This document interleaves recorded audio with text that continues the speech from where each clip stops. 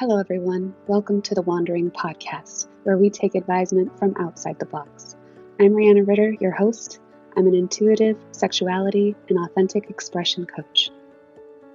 Are you an accomplished professional who plays the part of having it all figured out?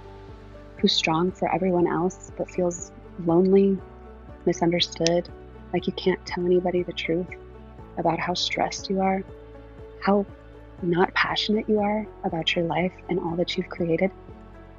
I guide my clients to deep, lasting fulfillment. I re-engage them with their bodies, their pleasure, their desire. I help them align to enjoy fulfillment and prosperity in all areas of their lives. Today, my guest is Adam Ludwin, founder of FivePointFive, whose vision is to deliver the most impactful wellness experience for anyone at any moment in time. For Adam, FivePointFive is more than a business. It's a movement, a commitment to empower individuals to take control of their mental and physical health, one breath at a time. Welcome, Adam. Thank you for being here. Thank you for having me. Appreciate it. So you're in London now. Is that where you were raised? So I was raised in a place called Essex, which is east of London. Now I live in North London. But as I kind of mentioned before the call started, I was in Palisades up until recently in Los Angeles. But unfortunately, due to the fires, we had to resettle ourselves somewhere. And, we had a family home in London that we came back to and started to rebuild everything here. So, yeah, I've kind of been back and forth in LA for the last few years. But now it looks like we'll be in London for the foreseeable. Wow. So I'm sorry to hear about your place in the Palisades. That was quite devastating for a lot of people. And so glad you have a place in London to return to. So I'd love to talk about your journey toward breathwork. What led you to discover breathwork and make wellness a priority in your life? Sometimes it's like a traumatic experience. Some people are just raised to believe that way. So I'm curious what your journey's been like. So if my journey started, I probably, if we kind of look at university, I dropped out of university when I was 18 and was really trying a few different jobs to really find my feet. And I tried a few different things, realized I wanted to take control of my own destiny and focus on building a business. And the first business I ended up building was an affiliate marketing business. I set up a computer in my mum's hallway at the time and just started working day and night, learning the basics of marketing. And after a period of a few months, I realized that I'd made a very, very small profit. But that was enough to prove the concept and really go all in on this concept of marketing. So since then I've been scaling kind of marketing businesses. So my previous business, I grew from myself and co-founder on a 10-year journey. We had 300 staff across 8 countries. And we ended up selling that back in July 2021. And on that journey, I learned a lot about myself. I wasn't so much, motivated by, being in advertising technology business, but I was more motivated by, the people, and I got more drive from the impact that I was creating. So I realized by the time I exited that business, I really wanted to focus my time and energy on something that I felt was going to create a positive impact in the world.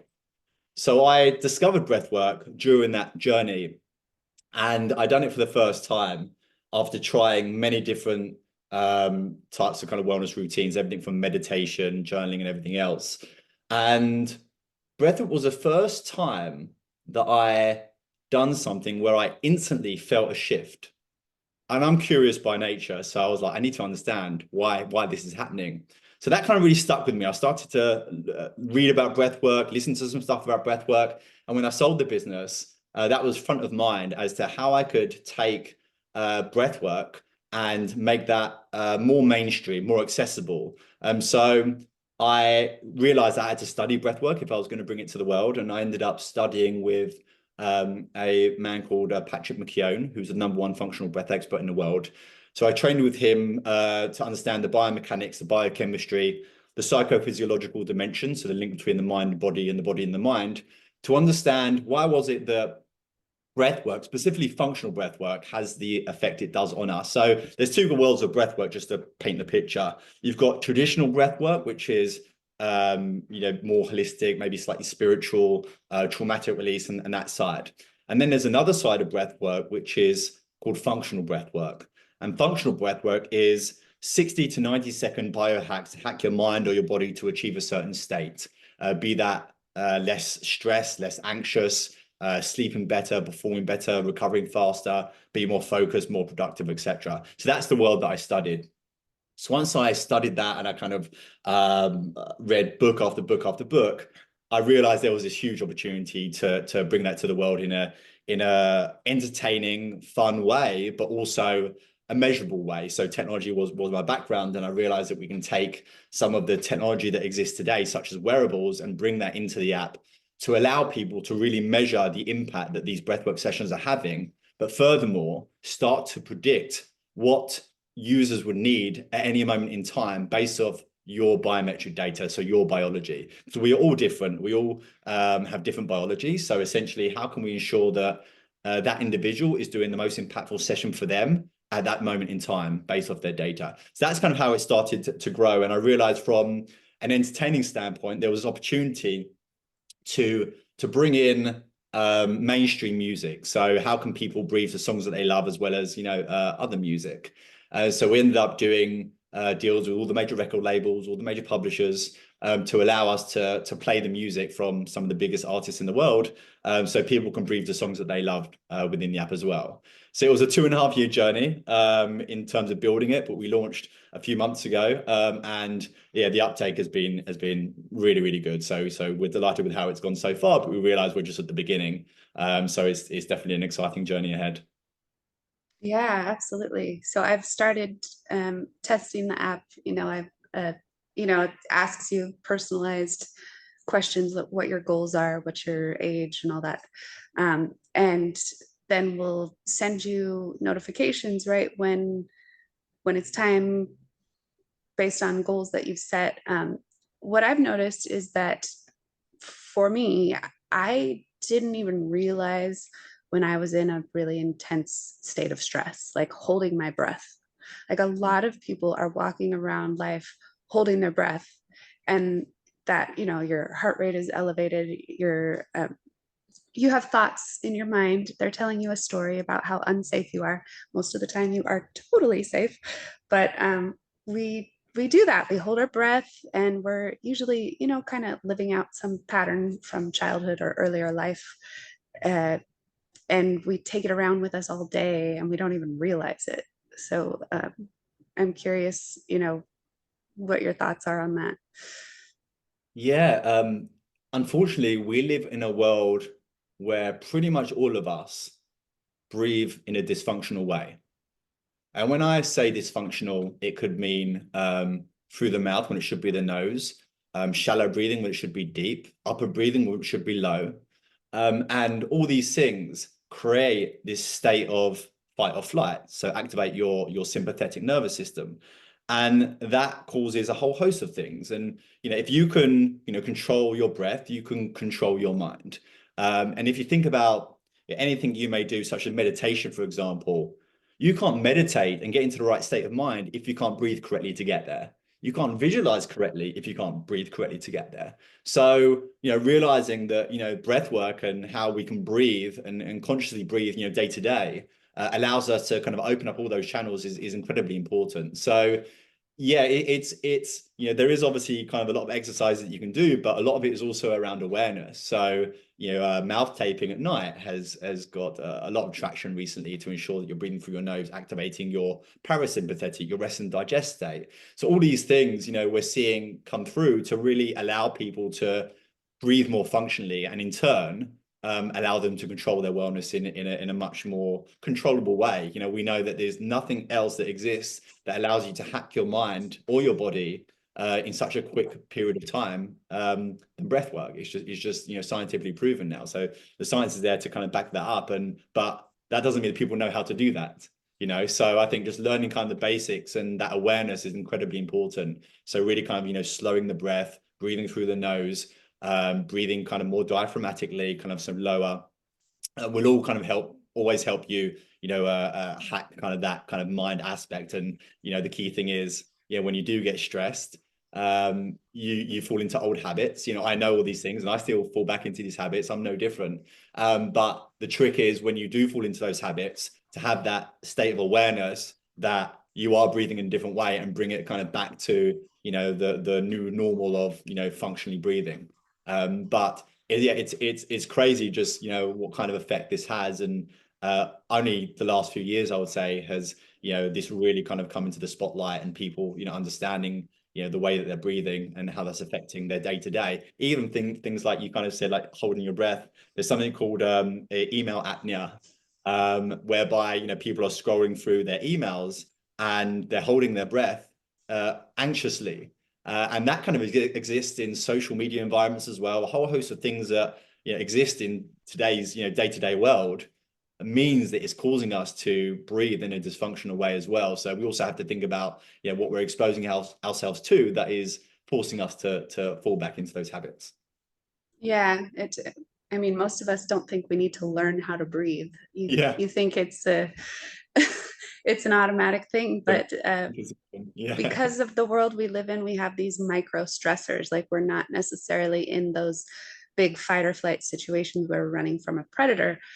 And because of that, being in a chair for long periods of time, and yet, like you talk about the email apnea, I absolutely note, like, sitting there anticipating some terrible email or some argument, like just even if it's a little argument or somebody's displeased with me or something, and holding your breath, you're putting yourself into a stress response, and then we're not completing the cycle, because we don't, as animals, like, we don't run and shake and deal with it. So we're constantly putting ourselves into these micro stress responses and not completing them.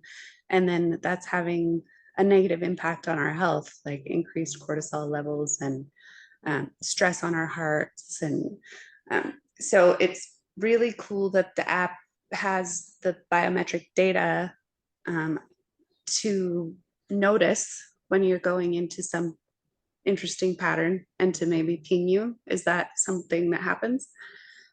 Yeah, exactly. So I think the whole view here, and why we're building this, is to be a preventative as well, right? So we know if users do this 3 to 5 times a week, they won't get to breaking point. But how can we give users the awareness in any moment in time that they are heading towards like an anxious, episode, or like higher cortisol and higher stress? All these kind of things are incredibly important for us to nip in the bud and spot them, and then give you something so you don't get into that downward spiral.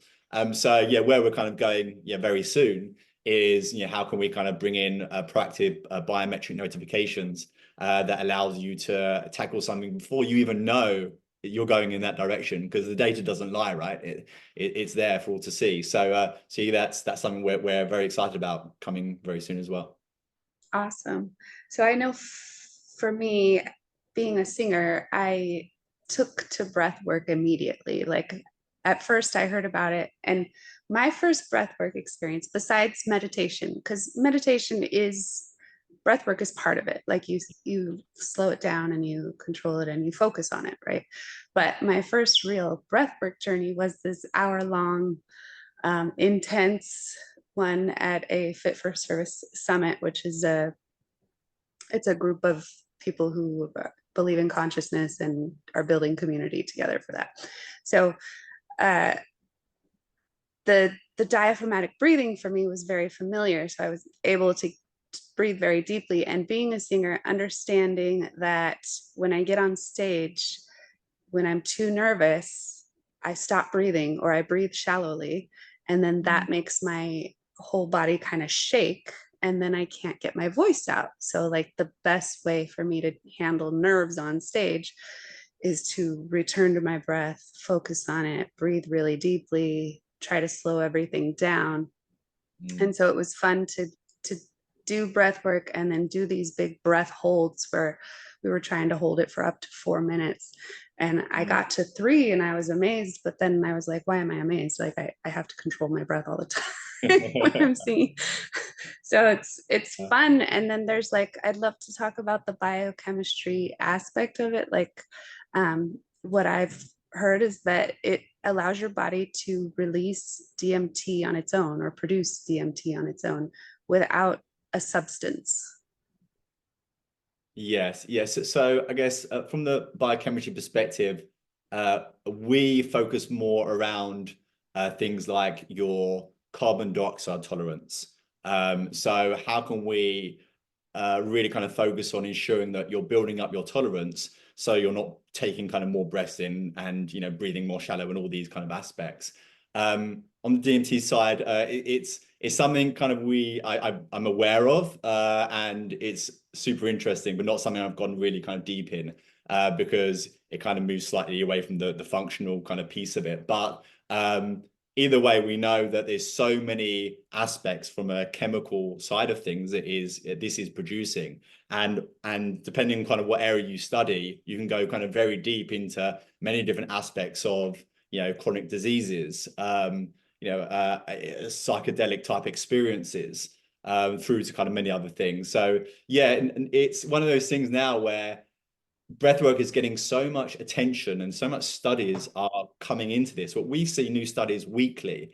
We've seen, recently around breathwork and it's linked to Parkinson's, breathwork and it's linked to Alzheimer's, and how it's kind of creating, certain proteins for your brain to kind of fight some of these diseases from a chronic level. So all these things just, and I still believe we're still at its infancy. There is so much more we're going to learn as these studies continue to come out, which is why, we've been working with world leaders across different fields, from peak performance to heart rate variability to biofeedback, that have dedicated their lives to truly understanding the effects of breath work on anxiety, on depression, on performance, on recovery, on sleep.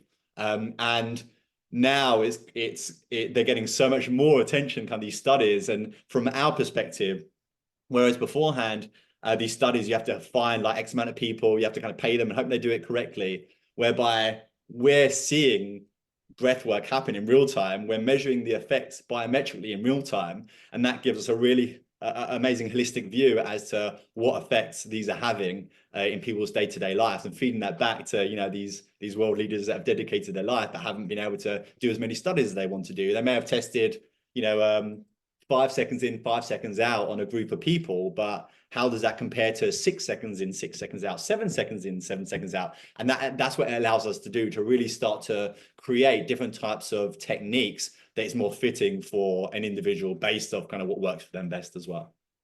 Yeah, that's really cool to actually be able to provide data and studies, and you don't have to sign up to do a clinical trial, like you're just doing it. It's really amazing that that's available now, because normally people have to get like a test group of people who are willing to try this, and then they have the placebo group and they have this and that, and it's this big process that costs a lot of money and requires a lot of time and controls. But as you said, every individual is different, and like for me, breath work, my introduction to it was really a big journey that was about healing trauma or releasing trauma, completing a stress response cycle. But then discovering later, as I was studying it more, that I could do these tiny sessions that didn't have to be intense and still get a benefit that was amazing from it. Yeah, and that was also my first experience. I kind of went first into breathwork from a more traditional perspective, and I think it's a great opportunity to really focus on traumatic release and healing in that sense. But when I kind of worked out that you can't do that every day, right? It was like 45 minutes session, and it wasn't really feasible. So how can I take the science benefits and package that into 3 to 5 minutes a day and bring that into my everyday life? It kind of started to transform the way that I was working out and my own routine. So for example, for me personally, I do my breath work when I'm on a treadmill, like 5 mornings a week. I go on the treadmill, and in those 5 minutes, I'm just walking like uphill, doing a fast walk, plug in FivePointFive, and I'm doing it on the move. So I'm not eating any more time in my day, but in those 5 minutes, I'm activating my diaphragm, I'm increasing my lung capacity, I'm increasing my carbon dioxide tolerance, I'm reducing my cognitive load. All these things are happening from a science perspective in those 5 minutes, reducing cortisol levels. So it's kind of really great that, you know, we have to find, for me personally, it was about finding time to do breath work and doing breath work that I knew was going to have a physiological effect that will help me day to day without eating any more time. And that's why, yeah, again, like, you know, you've probably seen in the app as well that we've brought in, you know, in the gym sessions, when you're at your desk, and we call them work breathers. Yeah, so people that are on the subway and traveling. So how can you ensure that you're doing breath work and you don't really look weird in front of other people doing it? Because I don't know about you, when you're doing the more traditional approach, like you are kind of judging yourself, right? Because you're doing some stuff that you know, if you were looking at yourself, you'd be like, what are you doing? And you really have to let go of that judgment, you know. And so these are certainly kind of techniques that, you know, people don't know what you're doing. You know, you're breathing just certain kind of lengths in, certain lengths out, in a certain way, certain amount of holds, be that in like inhale holds or exhale holds, whatever that may be.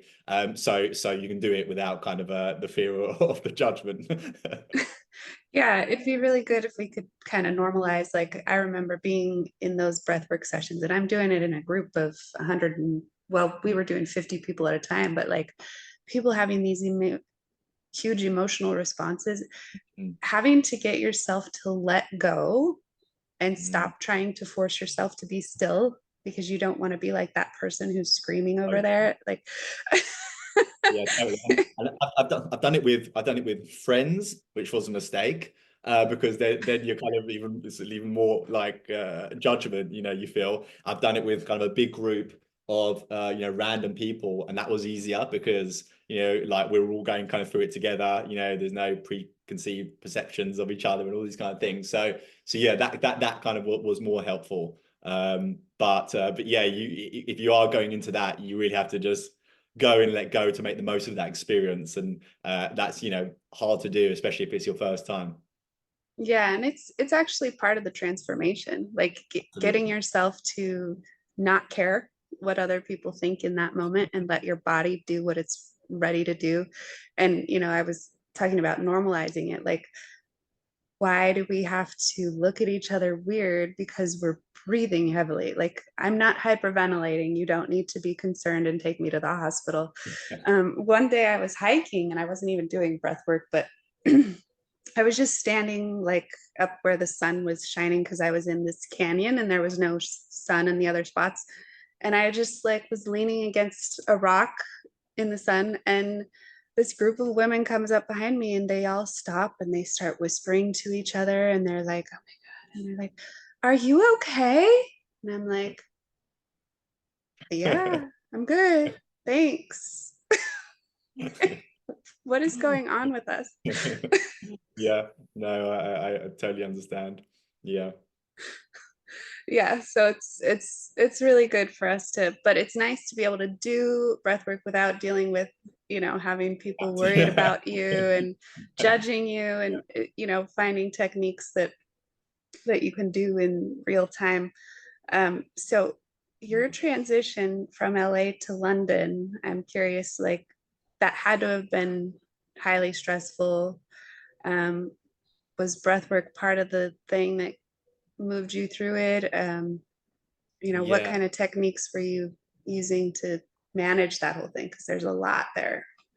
Yeah, I think it was incredibly stressful. And I think when you go through you know, that type of trauma and, you know, not enough hours in a day, like you neglect yourself. And when you neglect yourself, when I'm neglecting myself, I'm neglecting my breath work as well. So I think for me, I realized, like, as soon as I saw where I was heading, I needed to quickly get my routine back in check. So I often kind of turn, like, I think I've always been quite proactive with my breath work to make sure I don't get to kind of a certain kind of point. But in those moments, you know, I would do reactive sessions when I felt, you know, things that were starting to come up. My wife is obsessed with the app. So, you know, we would do some sleep sessions together as well. And it was a really kind of nice, you know, transition from, you know, kind of the reality of what it was happening around us, and us not knowing if we were going to go to LA or come back to London, and what was going on. But and I still remember, like, when I kind of first heard, when we first kind of heard about the house burning down, like I was so consciously aware of my breath in that moment, and I could see, if I didn't have the tools of my breath in that moment, I could have easily spiraled into something, panic attack or something of those form. And it was so strong and so instant that I kind of quickly changed, because obviously you change your breath, you stop kind of panic attack and everything. So in that moment, kind of when I realized what was happening, and like your whole world is like, what am I doing? I was relocating my family, my 3 kids over here. We lost everything, all of our stuff, all of the, a lot of childhood things that the kids have brought over, all these kind of things. It was hard, but so I think, when you're going through those moments, that's when you need to firstly really prioritize the breath work. And I neglected the proactive breath work, so I was relying on the reactive breath work. And when I got back to that proactive, doing breath work, like most mornings, usually at 4 or 5 times a week, I felt just more in control again. I was thinking logically, because you're making decisions on, your family's life, right? Are you going to go to a new school? What are you going to do? So, knowing the science behind breath work, is incredibly powerful, because I know that if I'm going to do certain breath work techniques, and we've labeled that in the app as well, I know that, I need to kind of, not go too far into my parasympathetic, where I'm going to be so like rested that I'm going to be like sleepy, because that's not good. I don't want to be too energized, because then I'm going to make rash decisions that won't be well thought out. So how do I get those balanced ones that allow me to be more focused, make better decisions, kind of have like a more balance in my kind of the right hemisphere and the left hemisphere of your brain. So all these techniques that I was kind of using were really kind of enhancing that kind of thinking clearly, and then obviously kind of being on top of my wellness. So a mix of different things. So I can't answer your question specifically, because there's a whole host of different techniques I would use in any moment. But often it would be to really kind of I was always focusing on down regulation, activating my parasympathetic, my restful state, and I was avoiding anything that was be like more energizing and pushing me to kind of like increase heart rate and all those things, because that's when the physiological effects and the link of kind of your brain and your body in those moments could lead to something that maybe you're not intending to. So I was kind of very careful about what I would do in those moments as well.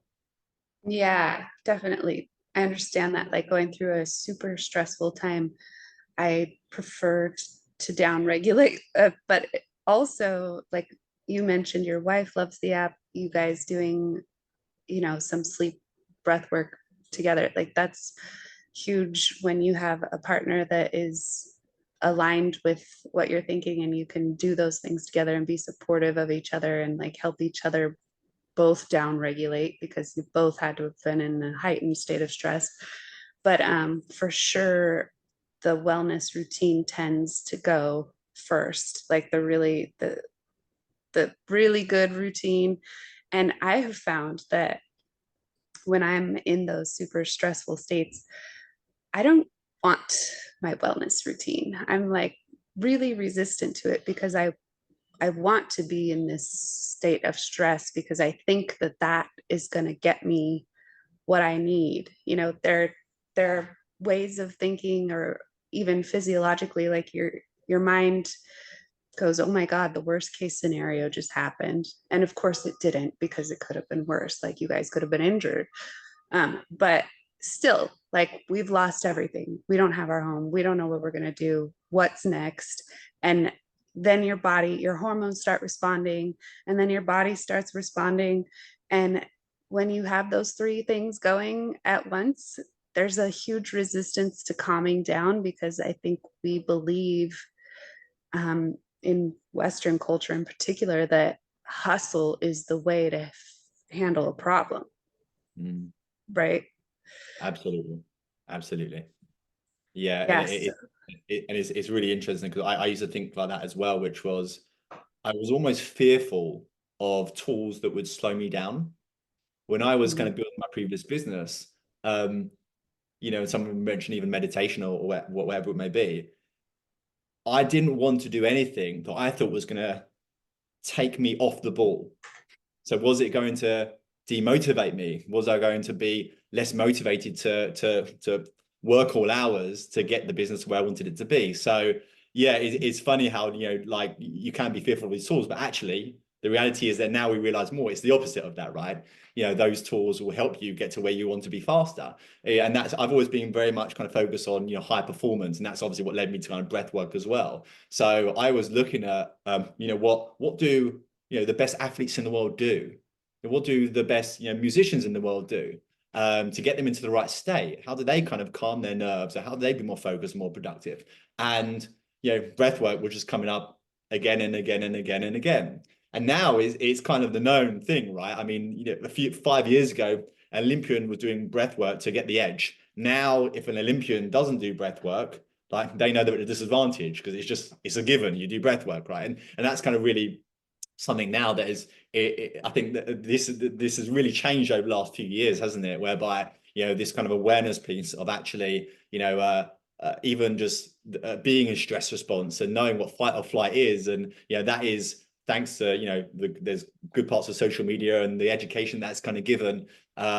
People are more aware of that, and I think are definitely kind of seeking tools to kind of help them slow down in those moments, rather than the thing that you believe you want to do in that moment, which is just hold it close and stop your routine, stop everything, just focus on this one thing, because if you're going to lose any time of the day, that's going to be a problem. You're going to be worse off, you're not going to reach your goals, all these things, and as we know, it's the opposite.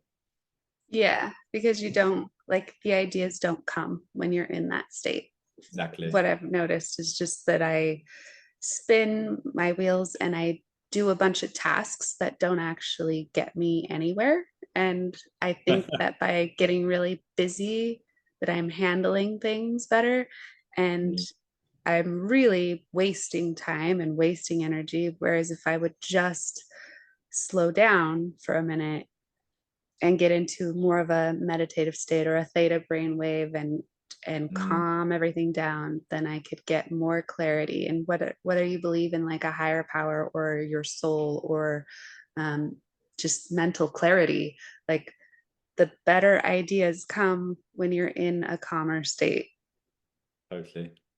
Usually in the shower, in a bath. That's what everyone said to me. The best ideas are when they're in the bathroom. But no, it's so true. Like you need to create space to think logically. So yeah, there's a saying we pass around a lot, which is you never have your great ideas sitting in an office in a meeting room. It's just not the way it works. So yeah, creating that space is incredibly important. And yeah, some of my best ideas have come from creating that space. So yeah, incredibly important to do. Yeah. And I think when I was in corporate, like there's something about being in a corporate job or just a job, like being an employee, that feels a little safer for us. I guess because we are trained to believe that that is the right path and the safe path, and it's less risk, less personal risk, because you're in this container where you have a boss. And like, when you grow up in school, you sit in a classroom and you ask permission to go to the bathroom. So of course you think when you have a job and somebody's telling you what to do all day, that makes you safer, right? We're trained to believe that in our whole school system and everything.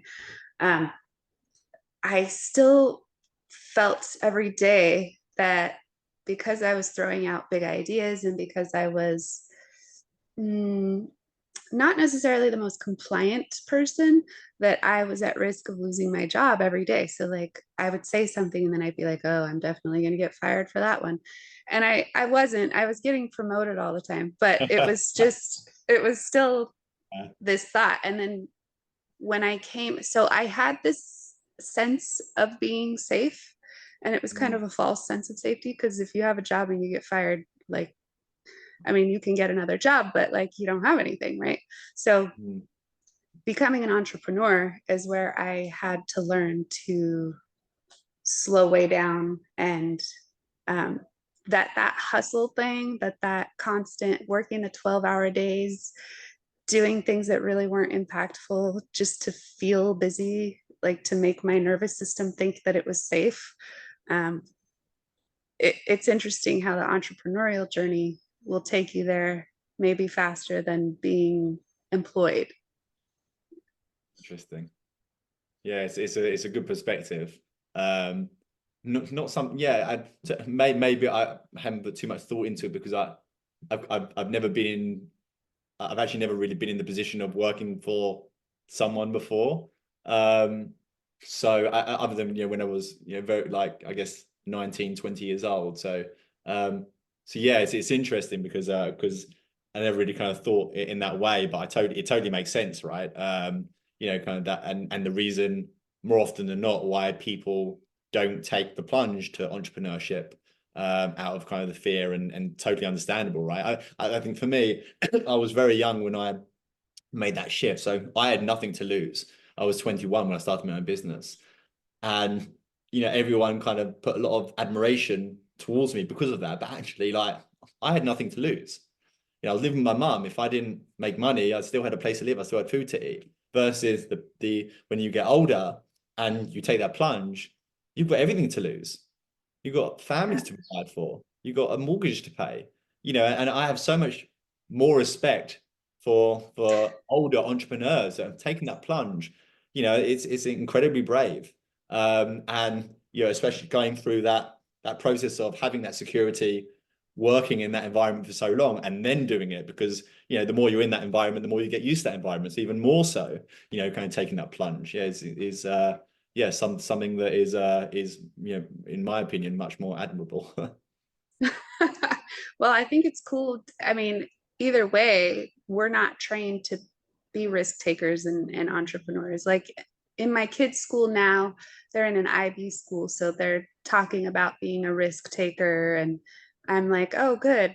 I'm glad we're saying something like that. But still, I'm noticing, they're still being trained to be little minions that ask for permission to go to the bathroom. Like they're not getting outside and building things, like real practical life skills that might be. I mean, how many people are using algebra? How many people, like, I loved chemistry. It was my favorite subject, but I've never used it in life, really. I mean, I make my own soap, body lotions and things, but it doesn't require chemistry. So it's just, it's interesting what we're having our kids spend their time on, where it's like they could be out there trying to figure out how to build something and allowed to make a mistake and have it not work out and start again, and like how much more informative that might be than exercising the mind via algebra. I remember complaining to my dad, like, why am I was good at math. I had no problem with it, but I was like, I just had the sense that this is a waste of my time. I'm never going to use this. And I was like, why are we doing this? And he was saying, oh, it's just a mental exercise. It's just to expand your mental capacity and exercise your mind in a different way. And, my kids in their math classes now, the teachers are teaching them 5 different ways. And if they don't do it that way, then they get the problem wrong. And I'm like, we're still missing the mark here. Like everybody learns differently. What if whatever way that they do it that gets them to the right answer works for their brain and that's graded as correct? Like everybody doesn't need to know how to do it everybody else's way. It's Totally. We're opening up a big can of worms here, because I'm going to get started on education. And because, yeah, I totally agree. And yeah, I think the education system is totally broken on so many levels.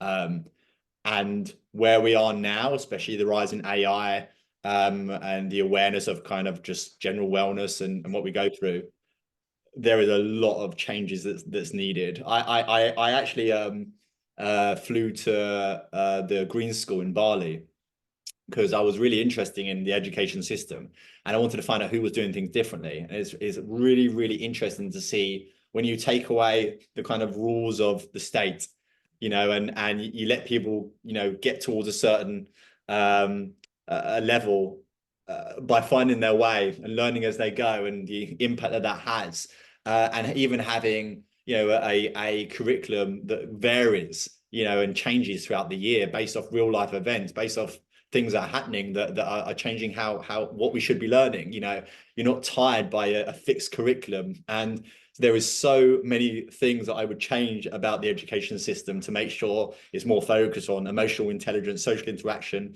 creativity, so much, and critical thinking, you know, and these things are the things that are going to separate us from AI in the future.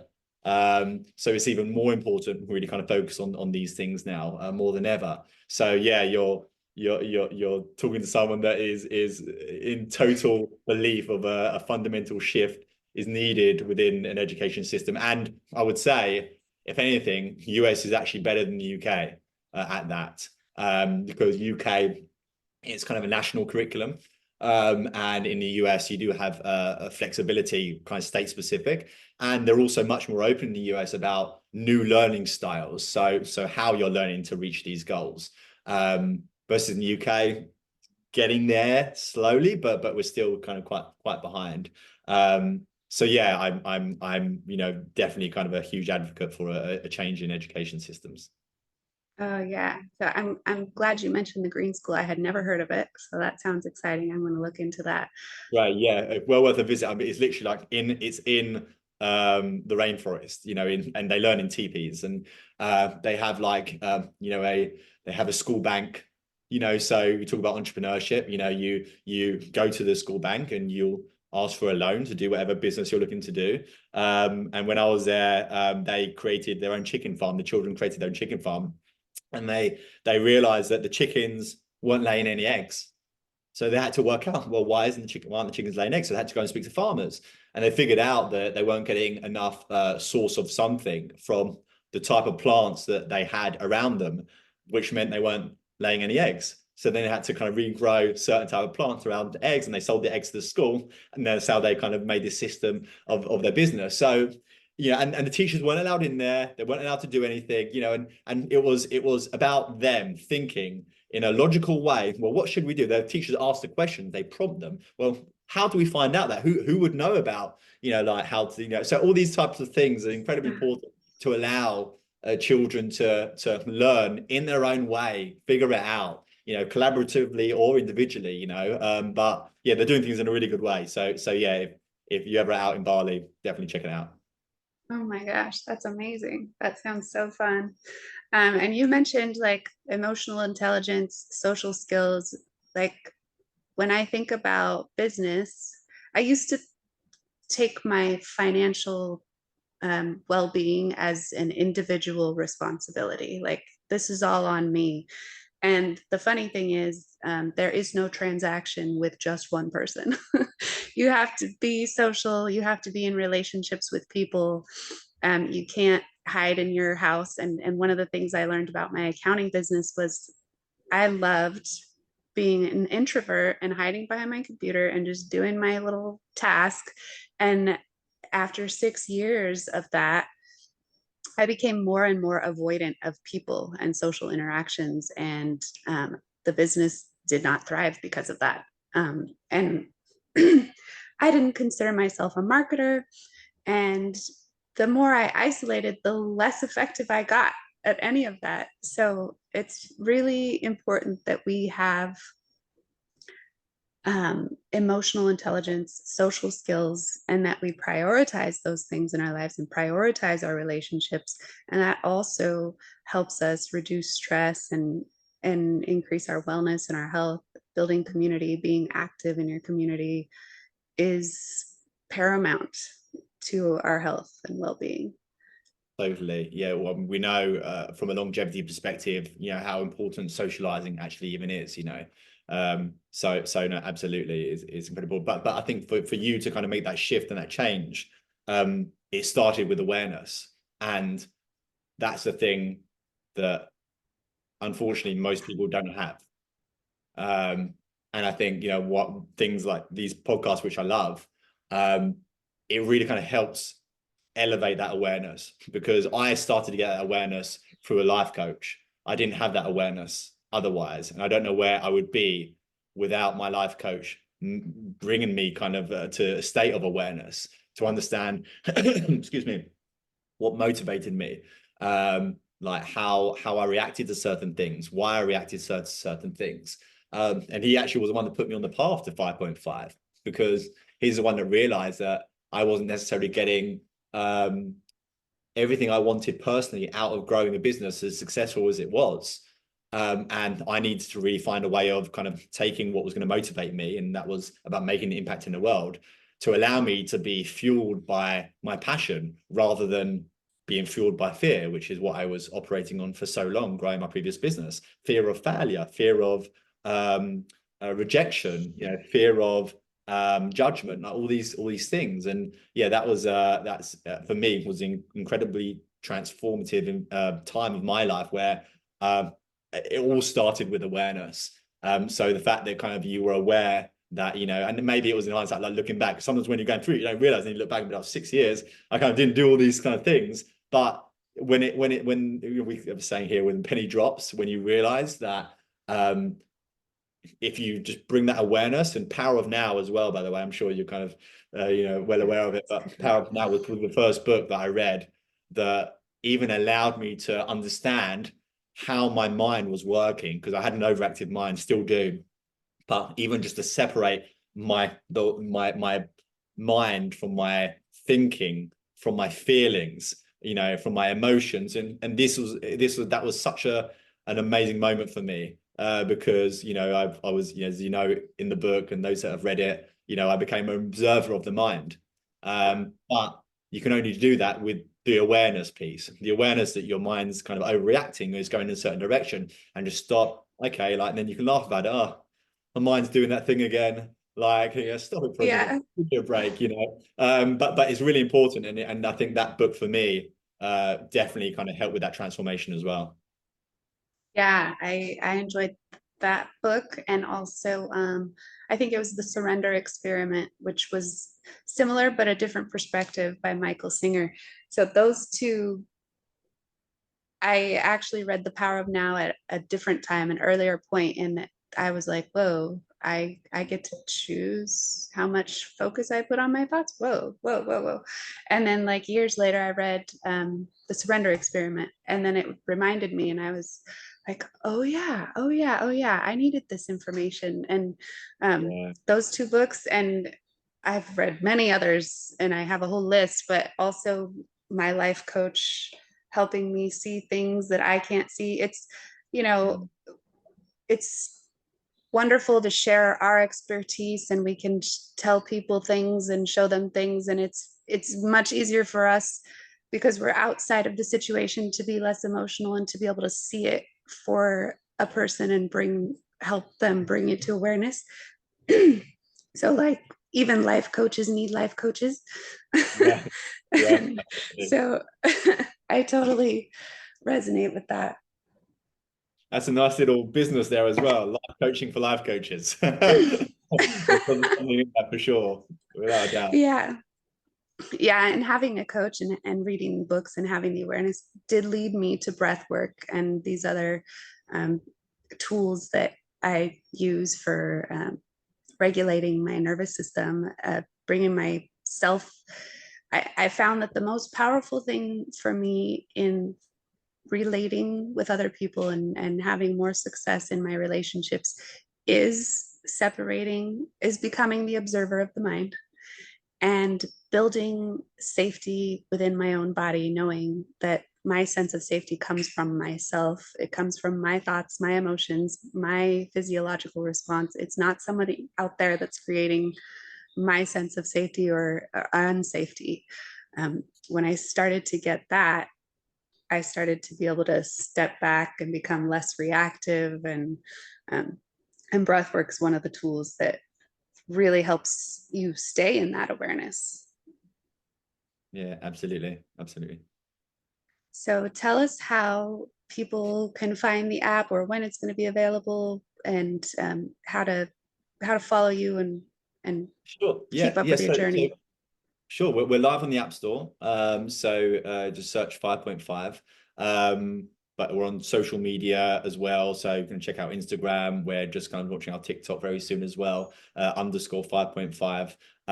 I'm more active on LinkedIn, but feel free to kind of add or follow. We often kind of talk about new releases. We actually just released our haptics last week, and that's kind of haptics to really activate your parasympathetic nervous system in an even stronger way. So haptics are the vibrations that come from your phone. But when you hold that in your palm, it can trigger your vagus nerve stimulation. So that kind of really helps activate the parasympathetic nervous system as well. So to really enhance that experience, that was kind of a nice release for us. And we've got a number of new releases coming up very soon that I can't say, unfortunately, but super exciting. Especially if you wear any wearable. If you have, Garmin, Fitbit, Whoop, Aura, Apple Watch. So at the moment, we've got an integration with Apple Watch. So we can actually produce a mind, body, and sleep score in the app if you wear your Apple Watch in morning and night. So what's really powerful about that is if you have like an Apple Watch, you often get notified that your HRV has gone down by 5%, but you don't know why and you don't know what to do about it. So when you look at the stats and say, well, actually, it's my mind that's reduced by 10%, and I'm going to do these mind sessions to kind of get that back up, or it's my sleep, or it's my body. So we can separate that level of granular and analytics and really kind of give you a class that's kind of fitting to get those scores back up. And then very soon we'll kind of start to release all the other wearables in there as well. So check it out on the App Store. It's a free trial for 3 days, and try it. It's one of those things when you try it, you could get hooked very quickly, and certainly can read you because you see the effect, you feel the effect. So it's quite a powerful thing. But check it out. You can try it for free, and no doubt you'll see the benefits from it. Scientifically proven to work in just 90 seconds. Most of these techniques that we use from a physiological standpoint. So you'll see a difference. Yeah, I think anybody has 90 seconds. And 5.5 is spelled out. It's not the digit, right? Correct. Yes. Yeah. Anything you want to leave the audience, closing message?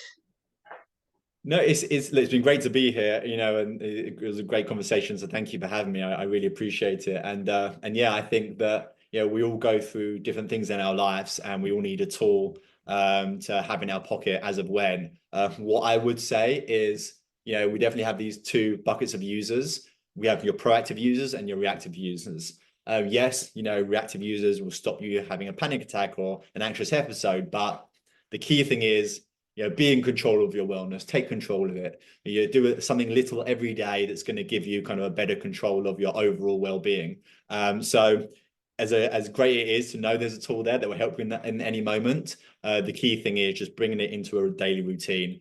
3 to 5 times a week is all it takes, and scientifically proven to give you kind of more control over all those aspects. So yeah, just feel free to try it. But no, thank you for having me. It's been a great conversation. Thank you. Yes, thank you for being here. It's awesome to get to know you. Have a great rest of your week, and thanks for what you're doing. Thank you. Appreciate it. Take care. Bye-bye. You too. Bye.